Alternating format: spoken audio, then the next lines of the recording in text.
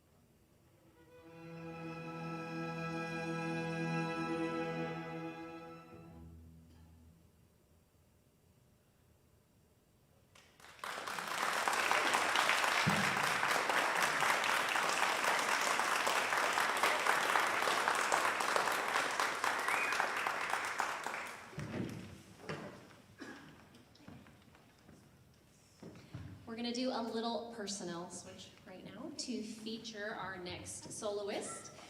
This is Gabriel Fauré's Elegy for solo cello and string orchestra.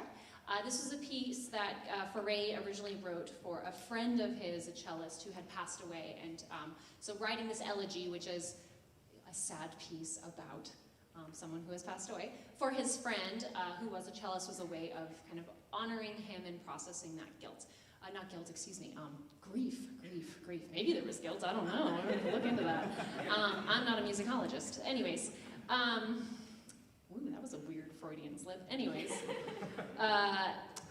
we're going to feature someone who is an amazing musician in our orchestra, and in her last concert with us. Isabella Thornsley will be graduating from Pierce College next week and moving on to start her, or complete her bachelor's degree in music education at Central Washington University this coming fall. She'll be majoring in music education, and she hopes to become orchestra, maybe band director in the future, either at the middle school or high school level, and then eventually college, so that's exciting. And this was a piece that Isa prepared for her juries last year, actually. Juries being something the music majors perform as like a final exam for their private lessons. And so I heard her first on this with just piano accompaniment, and I was like, I think almost sobbing in the theater here a few months back, listening to her during this, essentially her final exam. So I said, we have to get this on our next concert program, and so the orchestra has learned it to be able to accompany her. Yeah, it's beautiful, it's sad, and we hope you enjoy it.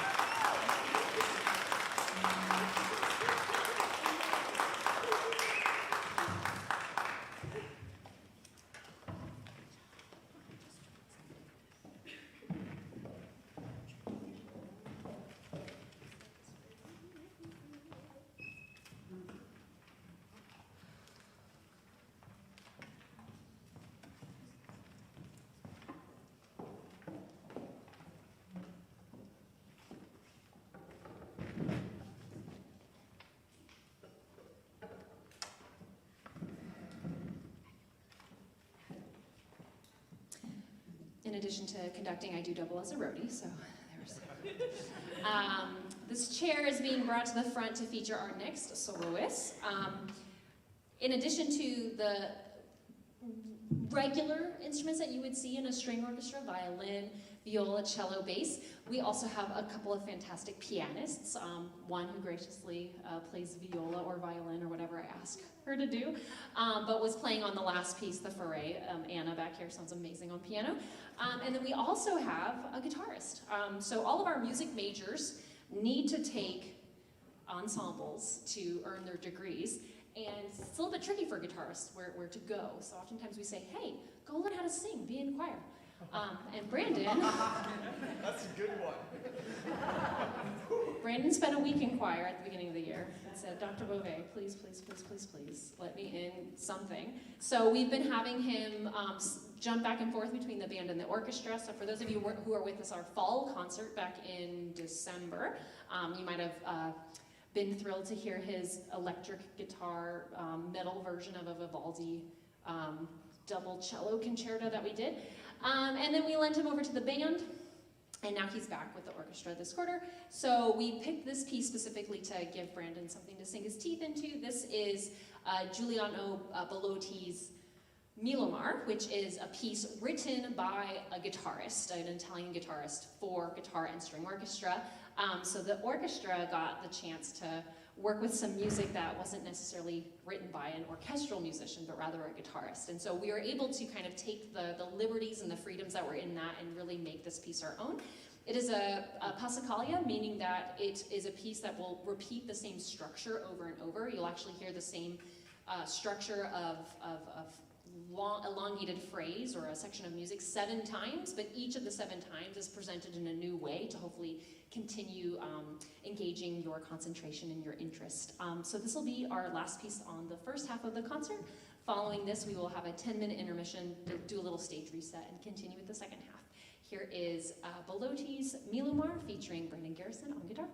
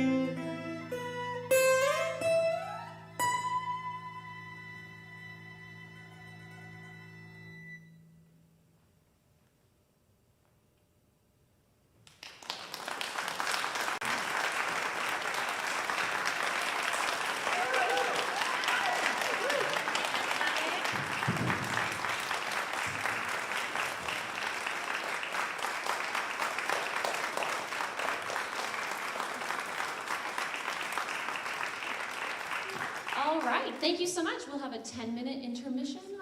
The musicians may mingle with you out in the lobby. I'm not sure what their plan is, but we'll be back in 10 with our second half. Thank you.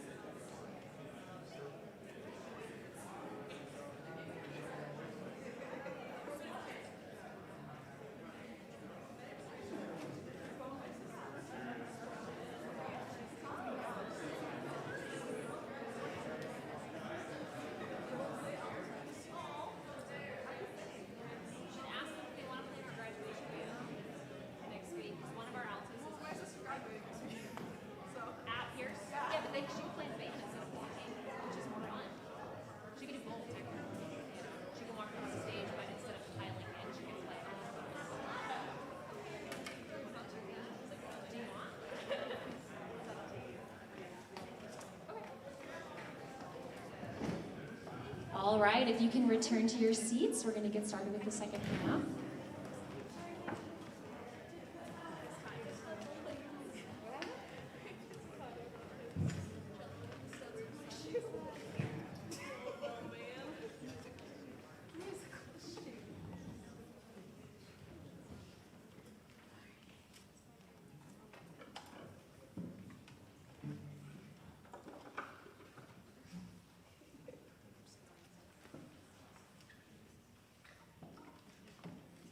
Welcome back. I love the feeling of community in this room. This is awesome. Got lots of friends and families here and making new friends. We are getting the second half started with a world premiere. And what that means is that this piece of music has never, ever been played for a live audience or any audience before. It's only been us practicing it up until now. So this will be its debut, which kind of like is a big red carpet event if you think about it. And not only that, but it was written by someone in our orchestra. So Jericho, in the back here on bass,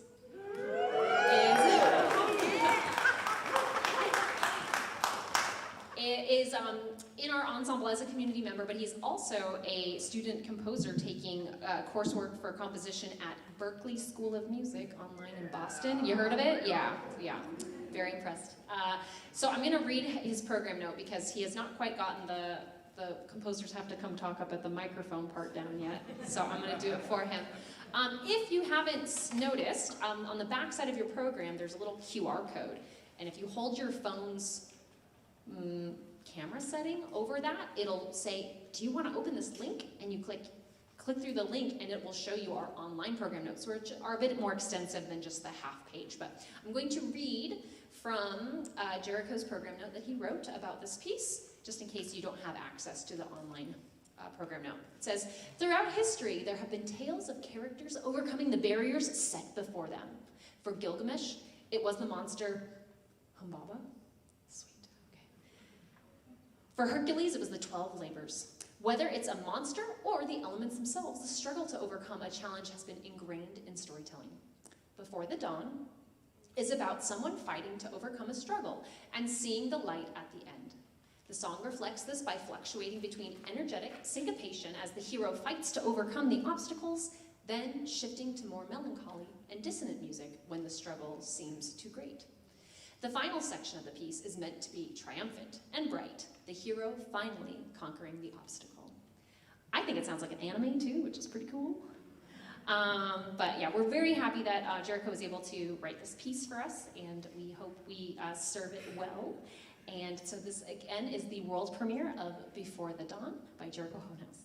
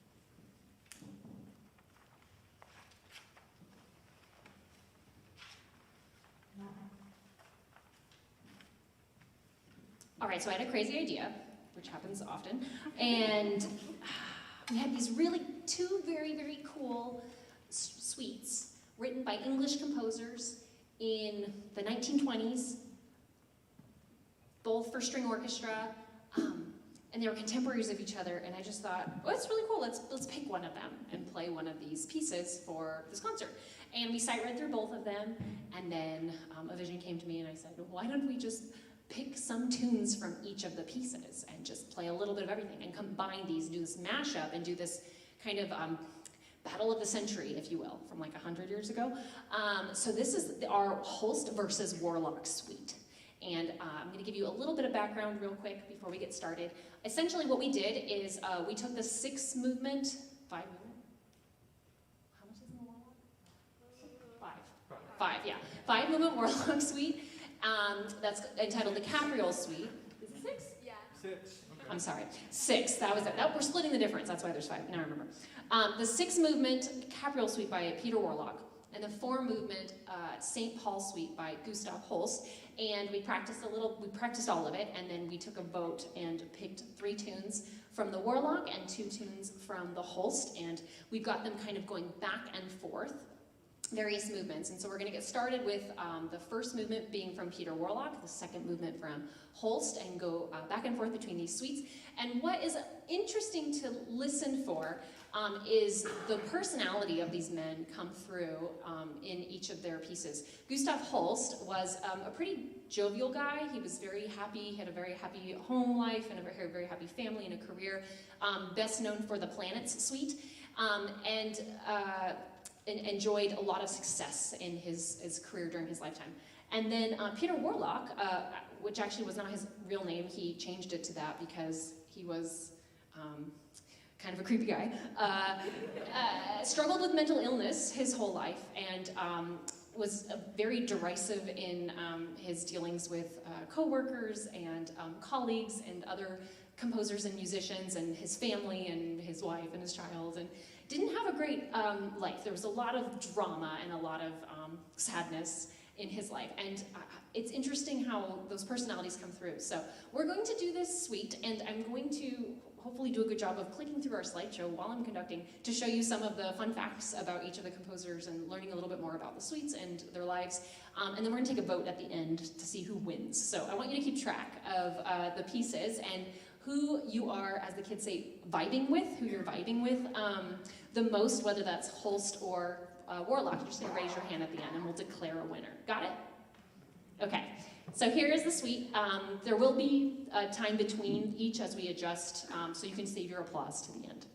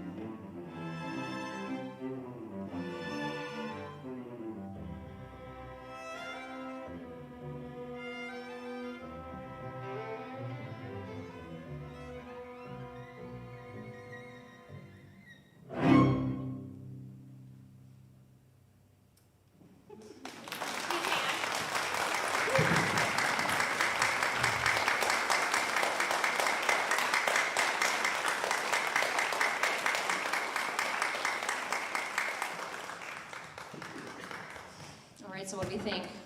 Oh yeah, thank you. Who won the battle though? Holst or Warlock? So think back. It's like 25 seconds ago. We had those 3 movements by Peter Warlock, the 2 movements, kind of the second and the fifth by Gustav Holst. Show of hands, and I'll let the orchestra vote too.